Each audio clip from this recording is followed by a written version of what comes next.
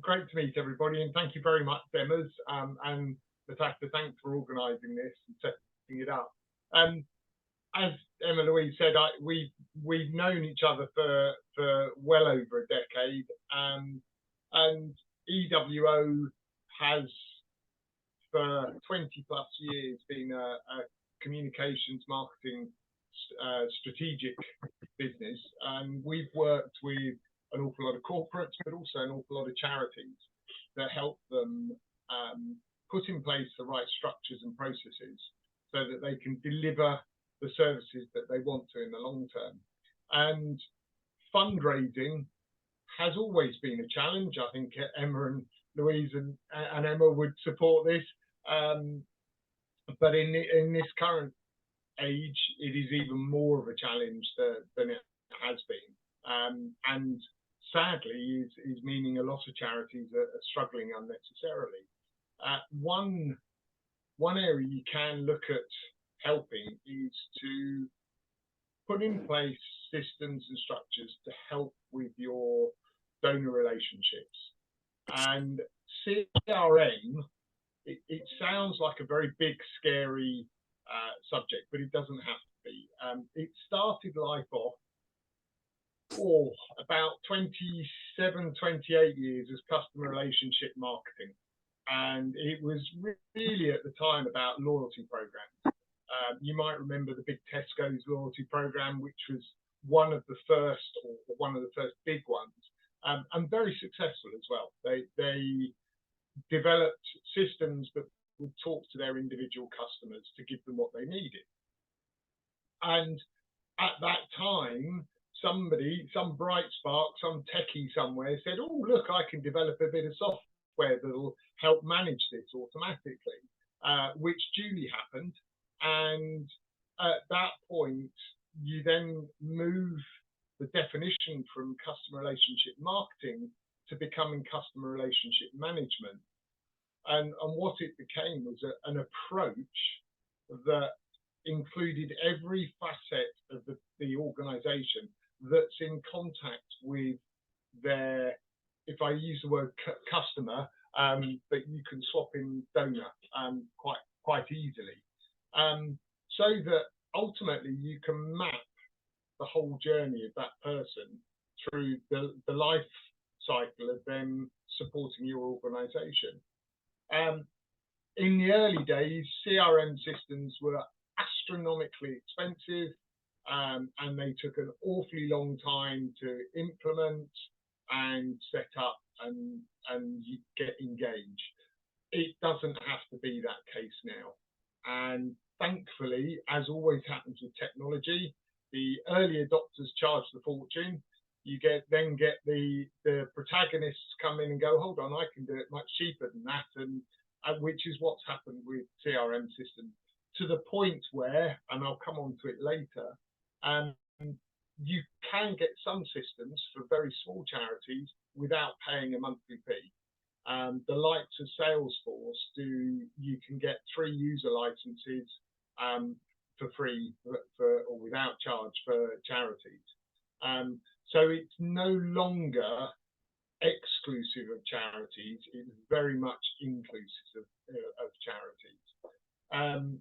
What I'm going to do is take you through a short presentation, and it's not a presentation, it's meant as a discussion. And if you want to interrupt, please feel free. But as Emma Louise said earlier on, what I try to do is talk in plain language.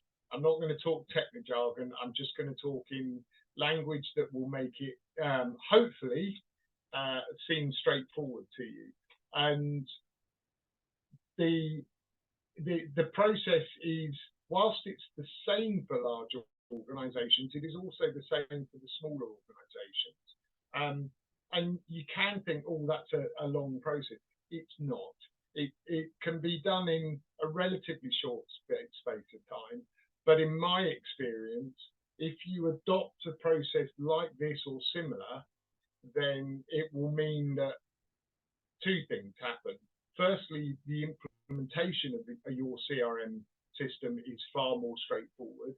And secondly, and most importantly, it will deliver the maximum returns. because ultimately this is about trying to put something in place that's going to help you as a charity increase your donations from individuals and from corporate partners. So I can share, can I, Natasha? Let's make sure I get the right one. There you go. I think this is the right one. Can you all see that now? Yeah, looks good. Right. If I just click this onto a can you all see that as a presentation screen now? Yes. You can. Good. I think we're there. Let's try this then anyway. So, eyes wide open, as I say, you don't need to go into that. CRM, what is it? Well, we advise clients on CRM systems that are available. And what it's very much about is how to align the organization's objectives and top goals with a system. Because there are some systems out there that wouldn't be right for an organization. And it's important that you have the right fit for your organization. It's also fundamentally important that CRM becomes part of a culture. Sadly, I've worked with too many organizations where you get one person in the organization that's desperate for it, they get it set up, and nobody else engages with it. And to be in all honesty, it's a waste of money at that point. We then look at how to use the CRM in customer/donor acquisition, but most importantly, it's how to develop them and to then retain them. And for charities, it's trying to avoid the one-off donations and looking for long-term regular donations. And as part of that, we will always work with you to understand what your definition of success is for a CRM system, what your KPIs are. And there's a fairly straightforward sort of circular process you go through. So we'll look at the analysis, we'll look at what your current position is, what your challenges are. We'll then look at how the CRM system needs to be used to attract new donors and how you're going to get them to cross that line and become ideally a regular donor. And then how the system can be used to retain them in the longer term. Like everything, the success of these projects comes down to the planning. And if you get your planning right, it will make the process an awful lot easier in the short and longer term. And the approach we would look at would be to come in and develop a long-term strategy. What you want to use the system for, what it's going to encompass within the organization. As part of that, we'll look at the current systems, processes, and activity. And if I'm honest, more than often not, people say, "Oh, but we're only small, or we don't really have any system." And invariably, we end up with different pots of data being on different spreadsheets being held here, and you might have one person looking after your major donors, you might have another looking after your community fundraising. And it's about how we make sure that the system covers all of those. We'll then map out the system requirements for 5 years. And as a charity, it doesn't really matter how big you are or how small you are. You need to be looking at that 5-year growth. And I know, especially at the moment, there's a real sense, certainly with the charities I talk to, of we've just got to get through the next 12 months. We've got to get through the next 12 months. But as an organisation, you really need to be looking further afield. We would then work with you to look at the analysis of the data and the communication. And when I say we would work with you, this is something you need to do. We don't have to be part of this process. And if you can take this away and go, actually, okay, we've got a nice framework that we can work to, brilliant. You know, this session has been absolutely worth it. You then need to look at preparing an internal scoping document. And again, if we were working with a big organization, we put a full documentation together. If you're a smaller organization, that can just be the key people sitting around the table going, right, what are we going to do and how are we going to sign this off and agree what the next steps are? You probably need one person who's going to drive this within the organization, who will then be seen as the main sponsor, but who will really push it forward. You then need to confirm that strategy, and if you're a larger organization, you need to then communicate it across all of the departments.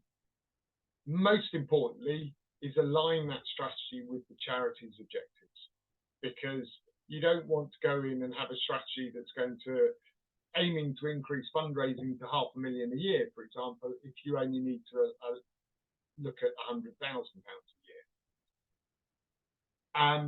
And then look at the timings.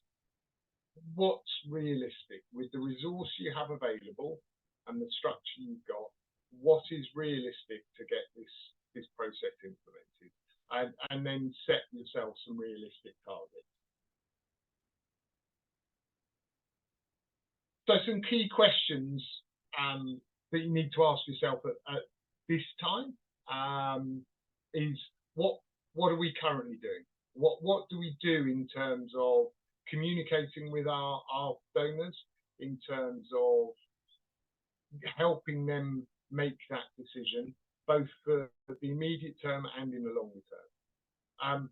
Who within the organisation does that? Is it one person, or if there's only 2 or 3 of us, is it all of us? What do we want to achieve from the new CRM, and how do we want it to help the organisation? And in some ways, you could put these questions before that last slide. The questions are there to help you go away and ask or look at the right areas. So business case, rather than go into the individual bits of this, I think the most important thing for any organisation is to only undertake projects that are going to deliver them a positive return. And for a charity, that is this going to help me firstly meet my targets, but also improve on them? Because if you're committing resource, whether it's physical money or time, that's both very precious, and it's important that it is going to help you in the long term. Now, it could be that it's just going to make your time far more efficient and save you time on some tasks that you have been using that time for previously. And then you can write a full business case, or actually put that down in writing so that you can come back to it in 3 or 6 months and just look at whether you're achieving those results. Typically, if you're doing a bigger implementation of a CRM, it can take 12 to 18 months before you start seeing the return on investment. I think the beauty of smaller organisations is it doesn't take that long, and part of that is the time saving as much as anything. The sort of questions you need to ask is why. You want to be able to measure the success of the programme. How can the CRM system increase the lifetime value of the donor? And for things like that, it's how can we take a one-off donor to becoming a regular donor? Can we invite those donors to become volunteers? Are there other roles that they could help with? How would you calculate that return on investment?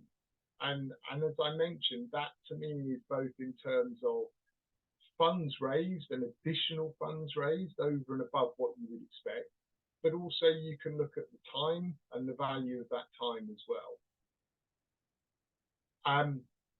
Every organisation is different, so look at what you could include in that model, whether it's time plus, whether it's lifetime value of donors, whether it's 1 or 2 year lifetime, and you may have numerous different ways where people can donate. I think the last bit there is just me, and it's my personal view, trying to get the engagement across all of the teams. Why is it important? And if you take that decision to go down a CRM system route, you have to keep reinforcing that message across the whole team.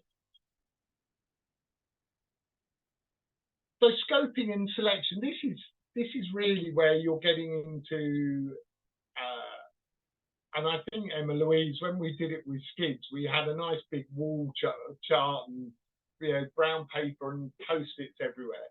And this is about what you want to include within the CRM system and what you want to get out of it. And for that, if you imagine every point where a donor or a volunteer or a corporate partner comes into contact with the charity, that needs to be included. So it could be they might be a supplier, in which case they're very much a potential supporter. They might just be somebody that's donated as a one-off. They might be a volunteer. So look at where they've come from and what communications you've had with them in the past. Has it just been at an event where they've made a one-off donation, or have you got their contact details? Have they come through the website? That type of thing.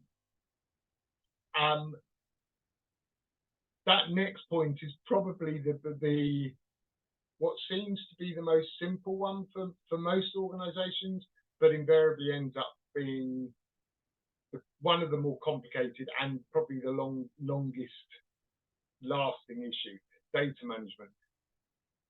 It's so many people say, oh, we've only got one spreadsheet, and then you look at, well, there's one spreadsheet and there's 4 of you in the team who are all using Outlook. Oh, well, I haven't put my contacts on the spreadsheet yet. So you end up with lots of different pots of data, and that data needs to be brought together under one list. It needs to be cleansed, so any old data got rid of, any data that needs updating needs to be updated, and it needs to be put in a single format. Once that's done, importing it into a CRM system is relatively easy. And most systems, it's a one click. If you put it in an Excel spreadsheet, it's one click and it'll import that sheet into the system. Any third-party organizations that you're working with, and that could just be an IT team, it could be a marketing agency, it could be anybody, they need to just be made aware that they're going to be included within the system and this is what's happening. If you're going to go externally and get somebody to help you set it up, I would strongly urge that you go to at least 3 different teams to ask that. Now, they could be one-man band consultants, or it could be an IT firm, but try and get 3 different approaches. Don't ever take their first cost. IT teams are a bit like marketing agencies. They'll always try and charge you a little bit too much, but especially with the third sector, I think you've got every right to go back and go, hold on, we need this to be very competitive. I mentioned earlier, confirm who's going to lead it and what your timescales are, and then begin the process. And that the roadmap is more to help you ensure that you're going to hit the timings. Sorts of questions to ask. What do you want out of it? Again, part of that process, what can it do for your organization? How are you going to use it to increase the lifetime value of the donor stroke supporter? And then who's going to be involved on that? This is, I guess I've gone over some of this now. This is a very important statement. Data degrades over time and fairly quickly. And I'll give you a slightly embarrassing example of this. I used to be a direct marketing manager for Nissan Motor GB. And as part of that, my responsibility was for our database, and this was pre-CRM days. And we had a loyalty program that used to go out to over 1 million people 3 or 4 times a year. And we just completely updated it. This was before email days, so it was this hugely expensive campaign, and we mailed it out. And the day it was landing on our customers and contacts doorstep, we got a phone call from a rather upset woman whose husband had died 48 hours beforehand in a car crash. It was nothing to do with the Nissan he was driving. Sadly, he was hit by a lorry or something. You can't plan for that type of happening. It was one of the most heartbreaking moments of my marketing career. But that's a great example of how you have to make sure your data is kept up to date. And that's why you need to look at where all the sources have come from. If you bought data, that has to be looked at completely separately. Make sure that you take the time to do it. And I said about structuring it, putting it into the right format so when it's migrated. Now, one thing, when I gave this presentation originally, and we were talking yesterday about when it was, whether it was 2017 or 2018, this wonderful thing called GDPR wasn't really a big issue. As an organisation, we hate it, absolutely hate it. It just you have to jump through so many circles. As individuals, it's probably the right thing, because we've all had those letters, those calls that just become a nuisance. But nowadays, GDPR is probably the most effective reason, if you like, or the biggest reason to make sure your data is up to date. And that is where, if nothing else, a CRM system will add value. Because if your CRMs were set up so that everybody's got access to it, it doesn't matter whether it's a CEO, a fundraiser, a volunteer who's updating the system. They can go in and there's one point of contact, and they will update those records accordingly. So that whenever immediately you're planning any other campaigns, that person is not going to be contacted. So that's why you need to go through all of these questions. The implementation, listen, it can be as complex or as straightforward as you want it to be. And as a smaller organizations, we're blessed that it can and should be far more straightforward. As providing you've got one person that's running the project, and that they follow the roadmap that you've put together, it should be fairly straightforward. The other element I would say, which is covered in there, is communicate with the rest of your team. Whether that's one person or 20 people, make sure you keep them up to date as to what's happening. make sure they're trained up on the new system, because the worst thing is that you go, great, we've gone live, and everyone goes, I don't know what to do with it now. And then it'll get parked, and that's not it. And that change process, that communication process, can often take the longest, and allow a few months for it, so that people get used to using a new system, so that it becomes second nature.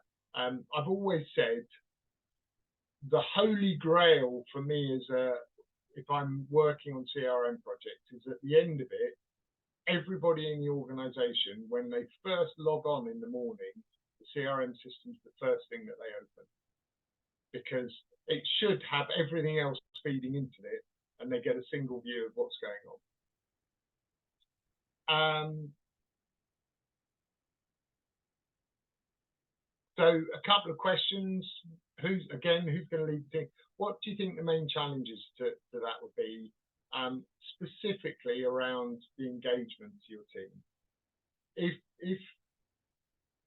If you've got a more established team, typically there is the classic third. You'll have a third that will be all over this, can't wait to get onto it, and will use it from all the time from day one. You'll get a third of the team that will, maybe not reluctantly, but will get to use it. But if you just take them a bit longer, and then you'll have a third who just don't want to use it. And those will be the ones that probably will take more time, and you'll have to do more work on it. And if you very much focus on the benefits, then they will come round eventually.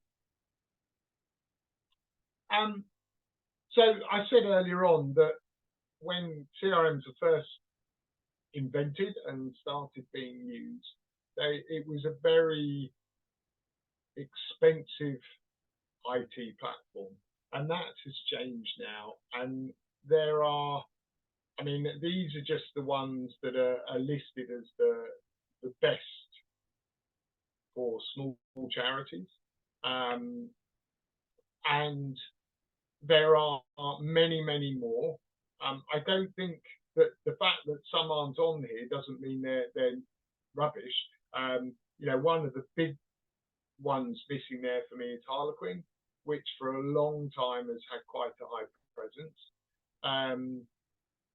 But there are, I mentioned Salesforce earlier on. So for a small charity, you can get free licenses. HubSpot's the same. Microsoft, I'm not sure you can get free, although I think you can now. And they all have the setups for charities now. They're not, oh, well, you can just adapt it and then you can pay for a developer to adapt. They've all got all of the fundraising functionality there. Blackboard's probably the most high profile one. And Blackboard bought out Razor's Edge years and years ago. So they've now got two offerings. They've got a larger charity offering as well as a small one. But I think the key for me is, once you've got the scope of what you want the system to do, then go out and take the time to match it more closely to whichever system, and go with that. And that's really about it. So it's not a very complex process, it's just a process. And I guess the three key areas for me is the planning stage. It's looking at your data and making sure that's right, and then it's the communications with your team. If you get those three right, or focus on those three areas, then you're in with a very good chance of having a good setup and getting the most out of it.